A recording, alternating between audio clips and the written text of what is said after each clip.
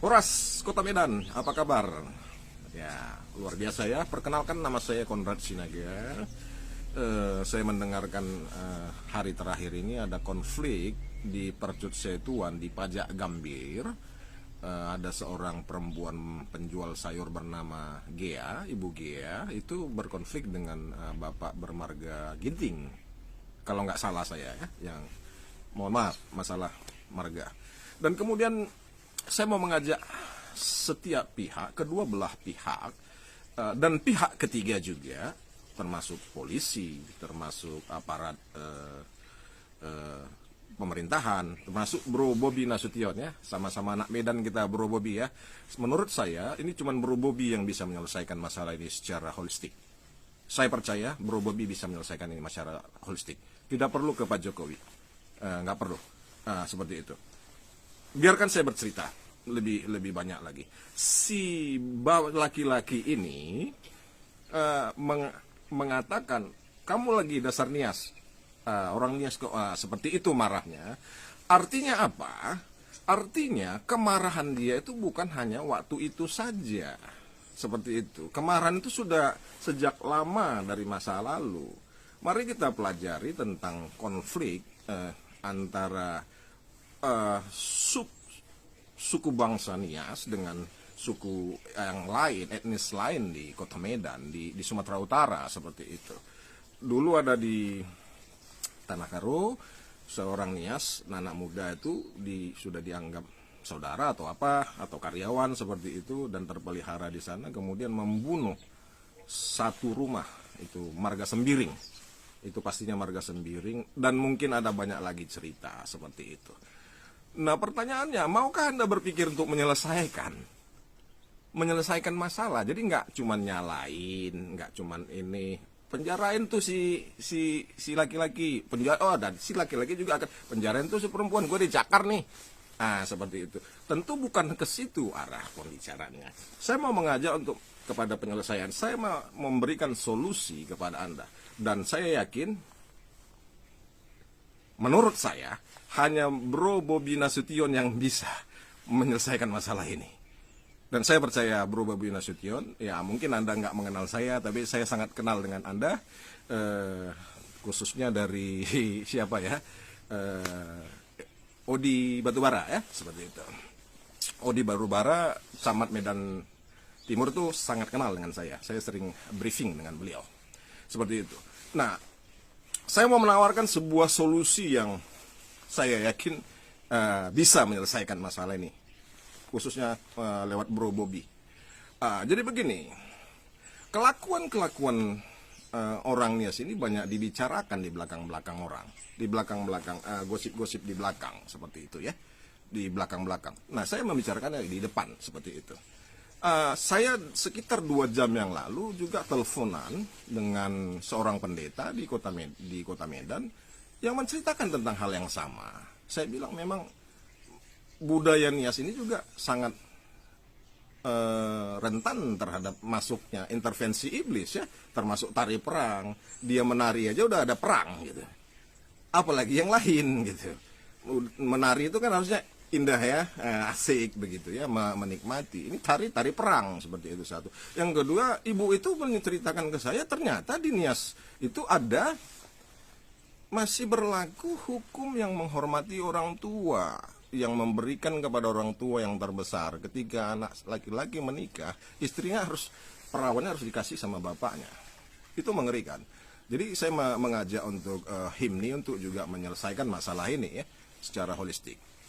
Nah, khususnya untuk menyelesaikan masalah ini, saya ingin ceritakan tentang pengalaman saya dengan orang Nias juga.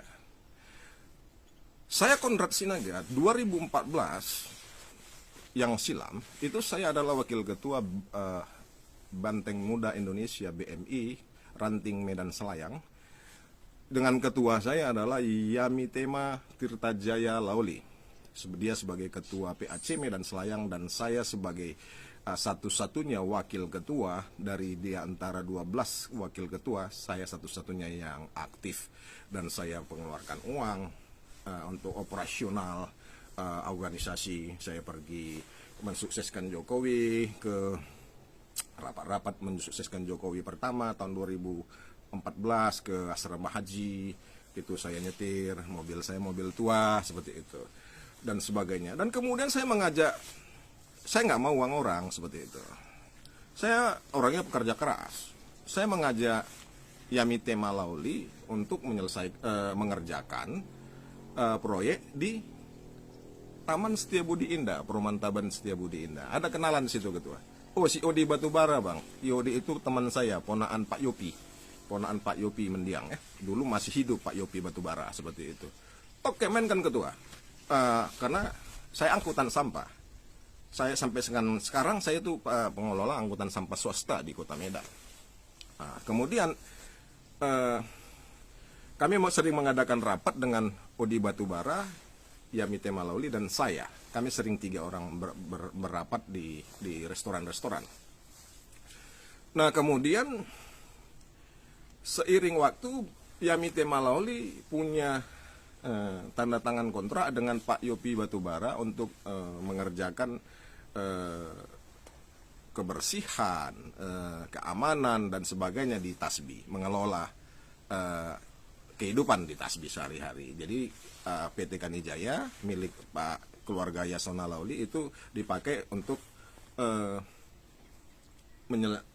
menyelenggarakan kehidupan di Tasbi. Artinya menyelenggarakan keamanan, angkutan sampah, tukang sapu dan sebagainya. Seperti itu. Jadi kemudian saya berangkat ke Inggris. Nah setelah saya di Inggris ternyata kontrak ini didapat oleh Tema Lauli. 3 minggu saya di Inggris ini, saya kembali ke Medan untuk mengelola angkutan sampah swasta dan akhirnya kami menandatangani, saya dan Yamite Malauli menandatangani kontrak 5 tahun, ya 5 tahun. Jadi saya CP Solusi, Yamite Malauli dari PT Kanijaya menandatangani kontrak 5 tahun untuk saya mengangkat sampah di Perumahan Tasbi atas nama Kanijaya Sentosa, seperti itu. Nah setelah 1 tahun Yamite Malauli malah membuang saya, memboikot, dia membajak anggota saya karena dia menginginkan keuntungan saya gitu. Saya pulang dari Inggris, saya rekrut orang-orang yang cocok, saya rekrut, saya kreditkan mobil. Ada kredit mobil ya, seperti itu, dan kredit mobil angkutan sampah swasta L300, begitu. Tapi setelah semua sudah settle, sudah semua berjalan dengan baik, kemudian 1 tahun lebih kurang, itu Yamite Malauli membajak mereka. Yamite Malauli menyuruh manajernya waktu itu, lupa saya namanya, orang Tionghoa ya, untuk memanggil anggota saya untuk menandatangani kontrak per bulan dan itu pun sepihak.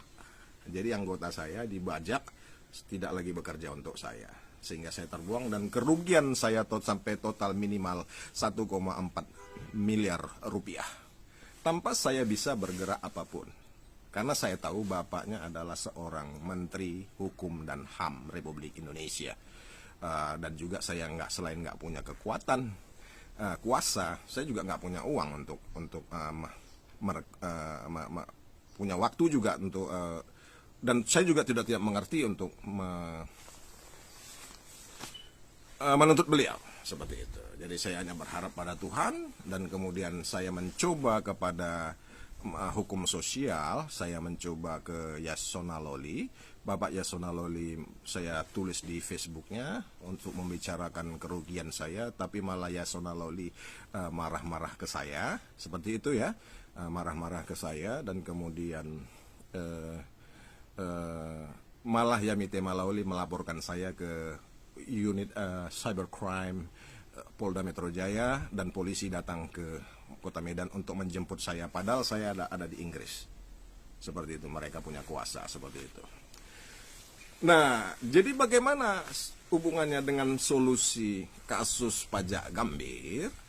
Seperti ini Pak Bobi Nasution. Untuk ini harus dilakukan win-win solution.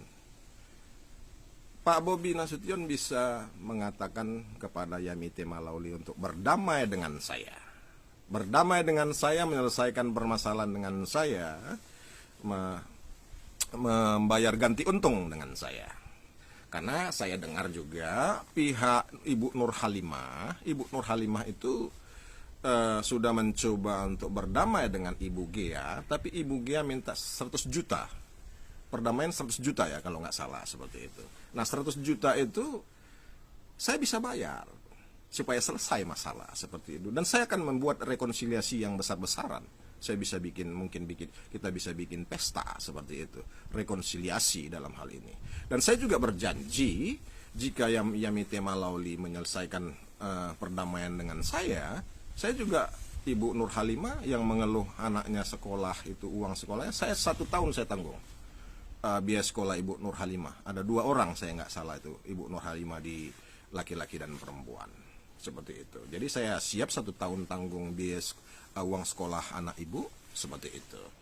Nah jadi keputusan di tangan Bro Bobi Nasution, karena saya tahu Bro Bobi Nasution itu pendukungnya salah satu adalah Tema Lauli, Yamite Malauli seperti itu. Dan tentu Pak Bobi Nasution juga itu harusnya bergerak menyelesaikan ini, jangan sampai nanti citranya buruk karena pendukungnya adalah orang-orang yang berkelakuan buruk dinilai di mata masyarakat. Jadi saya datang untuk membawa kedamaian, membawa solusi bagi permasalahan yang pelik ini, karena ini bukan masalah yang hanya 1 hari, tidak. Ini masalahnya sudah berlarut-larut, supaya diselesaikan. Dan saya juga mengajak HIMNI, himpunan organisasi HIMNI, untuk berbuat mengamankan masyarakatnya sendiri seperti itu, dengan cara meninggikan kebenaran bahwasanya ya ketika anggota HIMNI bersalah ya tentu harusnya ditegur juga. Jangan hanya ketika orang lain bersalah dia coba tampil sebagai singa seperti itu. Tidak, kita harus berusaha juga untuk meninggikan kebenaran bahwasanya ketika anggota kita bersalah, termasuk mungkin Yasona Lauli, nggak peduli karena dia harus taat pada hukum ini, hukum sosial seperti itu. Nah begitu.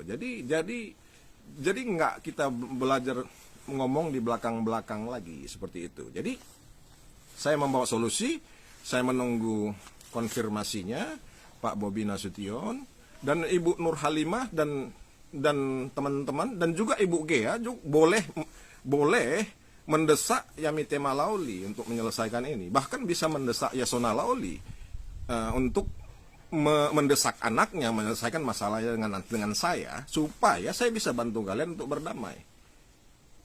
Nah, 100 juta saya berikan kepada Ibu Gea untuk ya katakanlah untuk mengobati luka-luka di hatinya, luka-luka jiwa. 100 juta itu bisa mengobati. Nah Ibu Nur Halimah juga bisa suaminya kembali dan berdamai, dan uang sekolah anaknya 1 tahun untuk 2 orang itu bisa saya tangguh lagi dari uang perdamaian kami. Demikian yang bisa saya bantu untuk kemajuan Kota Medan dari Inggris Raya, dari benua Eropa. Saya Konrad Sinaga hari ini, hari Senin tanggal 21 Oktober 2021. Oras Kota Medan, jayalah kotaku.